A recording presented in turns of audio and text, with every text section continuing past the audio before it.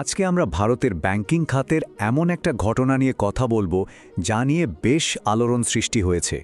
Punjab national ব্যাংকের প্রায় ২৫০০ কোটি টাকার এক বিশাল জালিয়াতির ঘটনা।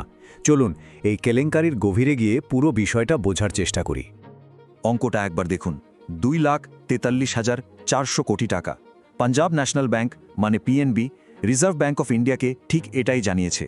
আর তারা এটাও স্পষ্ট করে দিয়েছে যে এটা শুধু একটা সাধারণ লোন ডিফল্টের ঘটনা নয়, বরং একটা পরিকল্পিত বড়োয়াল ফ্রড বা ধার সংক্রান্ত জালিয়াতি। তো এই অভিযোগের তীরটা কাদের দিকে? ব্যাংকের অভিযোগ সরাসরি এসআরআই গ্রুপের দুটি সংস্থার দিকে। একটা সময় ছিল যখন সরঞ্জাম আর পরিকাঠামো খাতে অর্থায়নের জন্য এই গ্রুপটার বেশ নামডাক ছিল। চলুন তাহলে পুরো বিষয়টা ধাপে ধাপে জেনে নেওয়া যাক। আমরা প্রথমে দেখব ঠিক কী রিপোর্ট করা হয়েছে, তারপর বোঝার চেষ্টা করব এই বিশেষ ধরনের জালিয়াতিটা আসলে কি, এর সাথে এসআরআই গ্রুপের যোগসূত্র কোথায়, আর ব্যাংকই বা কীভাবে এই বিপুল পরিমাণ ক্ষতি সামলাচ্ছে। আর সবশেষে এই ঘটনাটা ভারতের সামগ্রিক ব্যাংকিং ব্যবস্থার জন্য কী বার্তা দিচ্ছে সেটাও দেখব। এই গল্পের শুরুটা কিন্তু একটা আনুষ্ঠানিক রিপোর্টের মাধ্যমে। দেখুন, নিয়ম অনুযায়ী যখনই কোনো ব্যাংক এই ধরনের কোনো প্রতারণার আঁচ পায়, তাদের জন্য এই পদক্ষেপ নেওয়াটা বাধ্যতামূলক। আসলে অনেক দিন ধরে ফরেন্সিক আর ইন্টারনাল অডিট চালানোর পর পিএনবি একদম নিশ্চিত হয় যে এসআরআইকে দেওয়া ঋণের টাকাটা যে কাজের জন্য নেওয়া হয়েছিল সেখানে ব্যবহারই করা হয়নি। টাকাটা অন্য খাতে সরিয়ে দেওয়া হয়েছে। আর ঠিক এই কারণেই তারা রিজার্ভ ব্যাংকের কাছে এটাকে একটা জালিয়াতি হিসেবে ঘোষণা করতে বাধ্য হয়। কিন্তু একটা প্রশ্ন আসতেই পারে, এই যে আমরা বলছি ধার সংক্রান্ত জালিয়াতি, এই জিনিসটা ঠিক কি? আর এটা একটা সাধারণ ব্যবসায়িক ব্যর্থতা মানে বিজনেস ফেলিয়ারের থেকে ঠিক কতটা আলাদা? দেখুন, আসল বিষয়টা হলো এটা কিন্তু শুধু ঋণ শোধ করতে না পারার ঘটনা নয়। এর মূলে রয়েছে প্রতারণা করার একটা পূর্ব পরিকল্পিত উদ্দেশ্য। মানে লোনটা নেওয়ার সময় হয়তো উদ্দেশ্যটা সৎ ছিল না। সাধারণত এই ধরনের জালিয়াতিগুলো বেশ কয়েকটা ধাপে করা হয়। যেমন ধরুন, যে কাজের জন্য লোন নেওয়া সেই টাকাটা অন্য কোনো গোপন খাতে সরিয়ে দেওয়া হলো। তারপর সেই তথ্য লুকানোর জন্য কোম্পানির হিসাবের খাতায় কারচুপি করা হলো।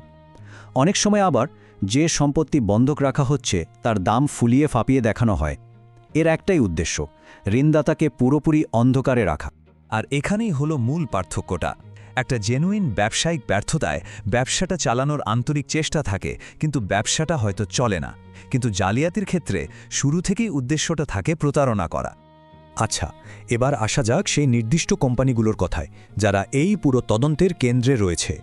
এই জালিয়াতির ঘটনাটা জড়িয়ে আছে দুটো এনবিএফসি বা নন ব্যাংকিং ফিনান্সিয়াল কোম্পানির সাথে, এসআরআই ইকুইপমেন্ট ফাইন্যান্স আর এসআরআই ইনফ্রাস্ট্রাকচার ফাইন্যান্স। এরা অনেকটা ব্যাংকের মতোই লোন দিত, কিন্তু এদের ওপর রিজার্ভ ব্যাংকের নিয়মকানুনগুলো একটু অন্যরকম ছিল। পিএনবির মোট যে ২,৪৩৪ কোটি টাকার কথা বলা হচ্ছে, সেটা এই দুটো কোম্পানির মধ্যেই ভাগ করা। এই লোনগুলো দেওয়া হয়েছিল কোম্পানি দুটো দেউলিয়া হওয়ার প্রক্রিয়ার মধ্যে যাওয়ার আগেই। এত বড় একটা অঙ্কের টাকা যখন জড়িত, তখন স্বাভাবিকভাবেই প্রশ্ন আসে যে পিএনবির নিজের আর্থিক অবস্থার উপর এর প্রভাবটা ঠিক কী হবে। ব্যাংকের আর্থিক অবস্থাটা বুঝতে হলে আমাদের একটা শব্দ বুঝতে হবে, সেটা হলো প্রভিশনিং। খুব সহজ করে বললে এটা হলো ব্যাংকের একটা সেফটি নেট। মানে ভবিষ্যতের সম্ভাব্য লোকসানের জন্য আগে থেকেই লাভের একটা অংশ সরিয়ে রাখা, যাতে বড় কোনো ধাক্কা লাগলে ব্যাংকটা হঠাৎ করে বসে না। আর পিএনবির এই বক্তব্যটা কিন্তু খুব গুরুত্বপূর্ণ। তারা বলছে এই পুরো লোকসানের জন্য তারা নাকি আগেই ১০০% প্রভিশনিং করে রেখেছে। এর মানে কি দাঁড়াও? সোজা কথায় ব্যাংক এই আর্থিক ক্ষতির ধাক্কাটা আগেই হজম করে ফেলেছে। এর ফলে এই নির্দিষ্ট জালিয়াতির জন্য তাদের ভবিষ্যতের লাভ বা প্রফিটেবিলিটির ওপর আর কোনো নতুন করে প্রভাব পড়বে না। বরং এখন যদি কোনো টাকা উদ্ধার করা যায়, সেটা সরাসরি তাদের লাভ হিসেবে গণ্য হবে। তার মানে কিন্তু মামলা এখানেই শেষ নয়, দুটো আলাদা ট্র্যাকে বিষয়টা এগুচ্ছে। একদিকে কোম্পানি দুটোর দেউলিয়া প্রক্রিয়া চলছে, যেখানে তাদের সম্পত্তি বিক্রি করে পাওনাদারদের টাকা মেটানোর চেষ্টা হবে। আর অন্যদিকে এই জালিয়াতির জন্য যারা দায়ী সেই ব্যক্তিদের বিরুদ্ধে ফৌজদারি তদন্ত চলছে। সিবিআই, ইডির মতো সংস্থাও এর তদন্ত করতে পারে। তাহলে এই একটা ঘটনা নিয়ে এত আলোচনার কারণ কি? কারণ হলো এটা ভারতের আর্থিক জগতে একটা বড়সড় পরিবর্তনের দিকে ইঙ্গিত দিচ্ছে। এই ব্যাপারটা বুঝতে হলে আমাদের কয়েক বছর পেছনে যেতে হবে। মনে করে দেখুন ২০১৮ সালে আইএলএফএস সংকটের কথা। ওই ঘটনার পর থেকেই রিজার্ভ ব্যাংক এনবিএফসিগুলোর ওপর নিয়মকানুন অনেক বেশি কড়া করে দিয়েছে। আগে হয়তো এই ধরনের একটা জালিয়াতি সামনে আসতে আরও কয়েক বছর লেগে যেত, কিন্তু এখন পরিস্থিতি বদলেছে। এর থেকে সবচেয়ে বড় টেকঅ্যাওয়েটা কি?